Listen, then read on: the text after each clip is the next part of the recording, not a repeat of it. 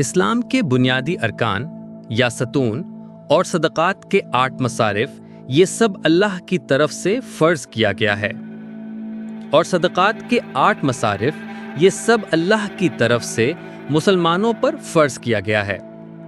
اسلام کے بنیادی ارکان یا ستون کے ضمن میں سمجھنے کی ضروری بات یہ ہے کہ جسے آج ہم اسلام کے 5 بنیادی ارکان یا ستون کہتے اور سمجھتے ہیں، یہ 5 ارکان دین کی ابتدائی دعوت میں شامل ہی نہیں تھے۔ 1. توحید 2. 5 وقت کی نماز نبوت کے 90ویں سال میں فرض ہوئی۔ 3. روزہ نبوت کے 15ویں سال میں فرض ہوا۔ 4. زکوٰۃ نبوت کے 17ویں سال میں فرض ہوئی۔ 5. حج نبوت کے 20ویں سال میں فرض ہوا۔ ہم جنہیں آج اسلام کے 5 بنیادی ارکان کہتے اور سمجھتے ہیں، ابتدائی 9 سالہ دور نبوت میں دین اسلام کی دعوت میں یہ 5 ارکان شامل نہیں تھے۔ نماز، روزہ، زکوٰۃ اور حج اعلان نبوت یعنی پہلی وحی کے بعد بالترتیب 9 سال، 15 سال، 17 سال، 20 سال بعد فرض ہوئے تھے۔ غور طلب بات یہ ہے کہ اس سے پہلے ان 9 سالوں میں کون سا دین اسلام تھا جس کی دعوت رسول اللہ صلی اللہ علیہ وآلہ وسلم دیتے تھے؟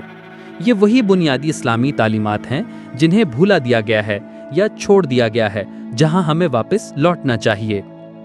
پہلے 9 سالوں میں نبی محمد صلی اللہ علیہ وآلہ وسلم نے اللہ کے حکم اور حکمت کے مطابق تدریجاً دین اسلام کی بنیاد رکھ کر پوری عمارت تعمیر کر دی۔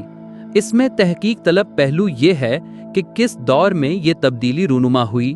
بعد میں آنے والے کن لوگوں نے بنیاد سے ہٹ کر کیوں الگ سے چند ارکان، نماز، روزہ، زکوٰۃ اور حج پر مشتمل ایک جدا عقیدہ بنا کر فقط انہی چند ارکان کو دین کے بنیادی ستون سمجھتے ہوئے مشہور کر دیا اور مسلمانوں نے اسے قبول کر لیا، حالانکہ اللہ تعالیٰ نے تو سارا قرآن فرض قرار دیا ہے۔ یعنی قرآن کے سارے احکامات اسی طرح فرض ہیں جیسا کہ نماز اور روزہ۔ ان الذی فرض علیک القرآن لرادق الی معاد، یقین جانو کہ جس نے یہ قرآن تم پر فرض کیا ہے وہ تمہیں ایک بہترین انجام کو پہنچانے والا ہے۔ سورۃ القصص آیت number 85۔ Indeed he who has revealed to you the Quran will surely restore you to the place of return 28:85۔ لن تنالوا البر حتى تنفقوا مما تحبون وما تنفقوا من شيء فإن الله به عليم۔ تم ہرگز نیکی کو نہیں پہنچ سکتے جب تک تم اللہ کی راہ میں اپنی محبوب چیزوں میں سے خرچ نہ کرو، اور تم جو کچھ بھی خرچ کرتے ہو بے شک اللہ اسے خوب جاننے والا ہے۔ سورۃ آل عمران آیت نمبر 92۔ لیس البر ان تولوا وجوہکم قبل المشرق والمغرب ولکن البر من آمن باللہ والیوم الآخر والملائکۃ والکتاب والنبیین وآتى المال علی حبہ ذوی القربى والیتامى والمساکین وابن السبیل والسائلین وفی الرقاب وأقام الصلاة وآتى الزكاة والموفون بعهدهم إذا عاهدوا والصابرين في البأساء والضراء وحين البأس أولئك الذين صدقوا وأولئك هم المتقون۔